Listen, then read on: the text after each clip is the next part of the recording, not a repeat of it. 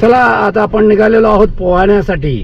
आज पोहण्याची जी मजा आहे थंडीच्या दिवसामध्ये त्याचा अनुभव घेण्यासाठी आपण सगळे आता निघालेलो आहोत। तर हे बघा सगळं गावामध्ये सगळे लोक कसे सकाळी एकत्र झालेले असतात, जमलेले असतात। आणि हे गावातले बघा हे हॉटेल आहे, सगळे चहा पाणी घेण्यासाठी थांबलेले सगळे मित्रमंडळी आहेत। राम राम राम राम। सगळे अगदी जबरदस्त सकाळी सकाळी थांबलेले दिसत आहेत। पण चालू आहे ना